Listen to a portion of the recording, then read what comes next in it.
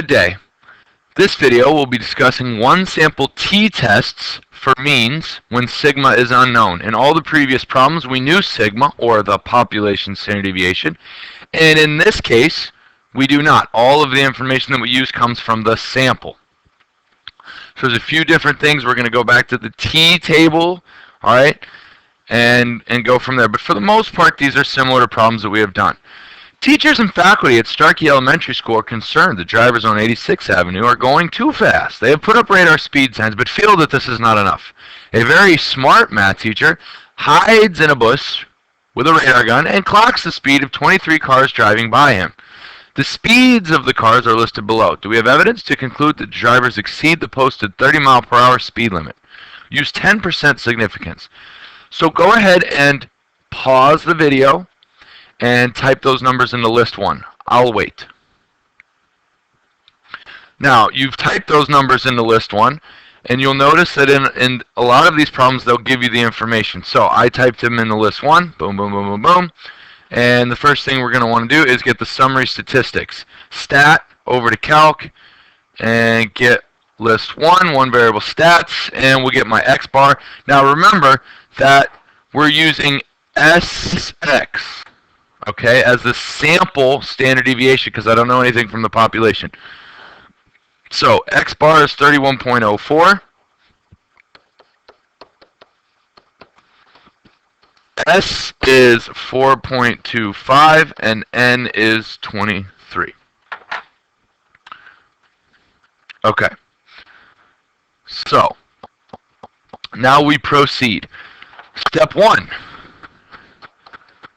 We should be pros at this by now. Hypotheses. Okay. Null hypothesis. No change. If there's no change, the mean speed of the cars will be 30 miles per hour.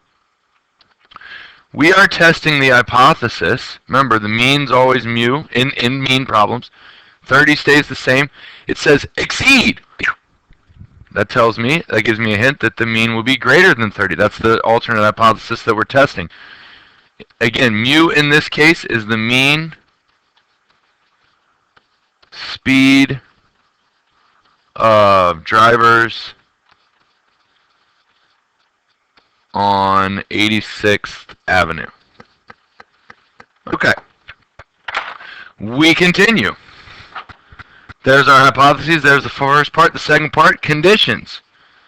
Still got to check conditions, unfortunately. First one, SRS. Okay, now this is really not an SRS. It's a convenience sample. I went out there, but we'll treat it as a random sample. We're just going to say assume or results may be biased. Obviously, if I went out there, you know, right before the high school started, nobody's going 30 miles an hour. It's bumper to bumper. All right, normal. Now, n greater than or equal to 30 for the central limit theorem, but we've got a problem. 23 is not greater than or equal to 30. That condition's not met. However, we do have the data at our disposal, so we're going to go ahead and graph. So we're going to create a box plot. Okay. Second, go into stat plot. Little review on how to make a box plot. Make sure that's list 1. Frequency should be 1. Zoom 9. Now we're going to notice a couple things. One, there's an outlier.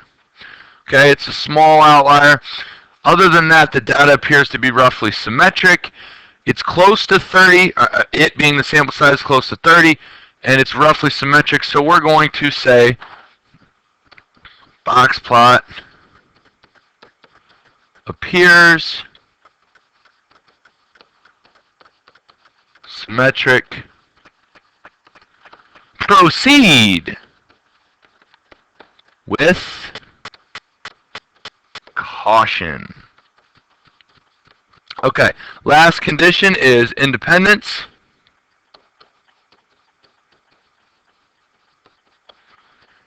And that's our population greater than or equal to 10n, greater than or equal to 10 times 23, greater than or equal to 230, we're going to go ahead and say that the population of all cars driving on 86th Avenue is greater than or equal to 230. All right, now my favorite part, the fun part, calculations. Again, the redundancy of this should be very nice. We shouldn't be missing much of this. All right, calculations. Now we have a new formula because sigma is unknown. I cannot use the z-table. All right, this is where we bring back the t-score, and we have our formula. Now, we have parameter minus statistic over standard deviation, which we know is sigma over the square root of n. But because we don't know sigma, we're going to use s over the square root of n. Now, we remember from the confidence intervals that we did that the t-distribution is still roughly symmetric, and we have that table. Now, I'm going to show you how to do this on the calculator. It just becomes a lot easier to teach you how to do this on the calculator. So we're still going to label everything the same. This is 30.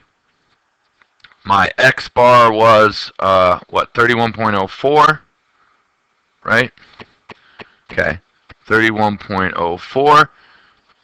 I lied. It's still sigma sub x bar, but in this case it's 4.25 divided by the square root of 23, which is 0.8862. Okay, shade, exceed, we're shading to the right. It is not a two-tailed test like a lot of the problems that we do. Now it's plug and chug. T equals 31.04 minus 30 over 0.8862, which is going to give me a t-score of 1.17. So far the only differences are that we had to calculate all the information from the sample. We're using a one sample t test because we don't know sigma, and then we had to use s over the square root of n. Now, here comes the next main difference. Normally, we would normal CDF this. Okay, now, in class, I showed you how to use the t-CDF. So instead of using the table, you're going to use technology because it's much faster and easier. All right, Casio should remember how to get to that. TI's second distribution. You're going to go down to t-CDF. Now, the only difference is, so I'm going to the right. So normally I would type in 1.17, comma, 1, and a bunch of zeros. Now, I'm not going to hit enter yet because there's a difference here. Okay? Don't forget that in a t-table, you have degrees of freedom. And the degrees of freedom are n minus 1. So 23 minus 1 equals 22. So you have to then type in the degrees of freedom because remember, there's a different distribution for each degrees of freedom. So the last thing that I need to type in is 22 degrees of freedom, and I get my p-value, 0.1273. So the p-value, 1273. Okay, so this is a difference right here where we had to use t-CDF, and I'll write it here. t-CDF 1.17, 1 and a bunch of zeros, just like you would before, but then you put in 22 for the degrees of freedom. Okay, now we go on, and this part should be no surprise. We do our conclusion. And again, that was at alpha equals 0.10 significance level. Okay, our p-value of 0.2173 is greater than alpha. So we will fail to reject h sub 0 mean equals 30. Again, we're not accepting that it is 30. We just don't have evidence to prove that it's different than 30, or greater than 30, rather. All right, at alpha equals 0.10 significance level, because the p-value is greater than alpha. 0.1273 is greater than 0.10. Okay, so our what was we failed to reject. Our why was because our p-value was greater.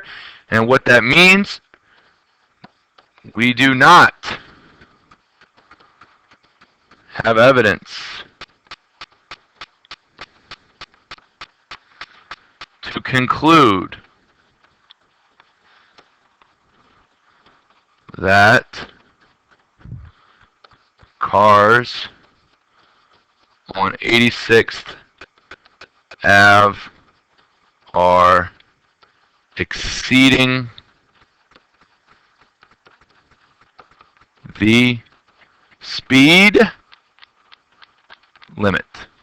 Okay, so a lot of similarities in that problem. That's good news. A couple new things. That does make it a little trickier, that you got to use the degrees of freedom, n minus 1, and that you have to use TCDF.